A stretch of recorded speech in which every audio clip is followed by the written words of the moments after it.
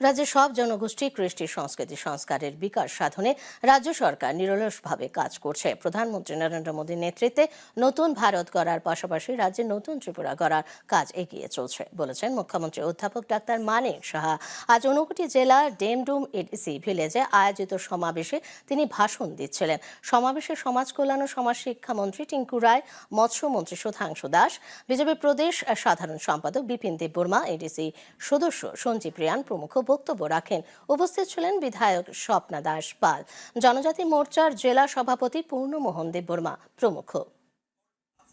ভাষার প্রতি আমাদের সম্মান, সেটা কিন্তু আজকে ওনার মাধ্যমে আমি একটা ঝলক সেখানে আমি দেখতে পেলাম।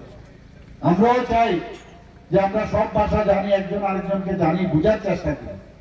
চেষ্টা চলছে ককবরককে কিভাবে, ককবরক ভাষাকে কিভাবে উন্নয়ন করা যায় এবং অন্যান্য ভাষা যে সংখ্যালঘু ভাষা আমাদের সরকার তার জন্য আলাদা ডিপার্টমেন্টে তার ব্যবস্থা করতে হবে। আজকে সারা ভারতবর্ষে যেভাবে আমরা রাজনীতি দেখেছি, সেই রাজনীতিকে মাননীয় প্রধানমন্ত্রী পাল্টে দিয়েছে।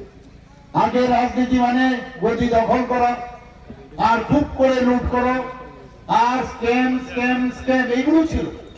সেই স্ক্যাম থেকে আজকে স্ক্যাম ছাড়াও একটা দেশ চালানো ছাড়, সেটা কিন্তু মাননীয় প্রধানমন্ত্রী দেখিয়েছেন। শুধু জনজাতিদের স্কিমগুলো দেখার জন্য টিসিএস সমপর্যায়ের অফিসার আমরা নিয়োগ করেছি বন্ধুগণ, এবং ক্যাবিনেটে ডিসিশন হয়েছে।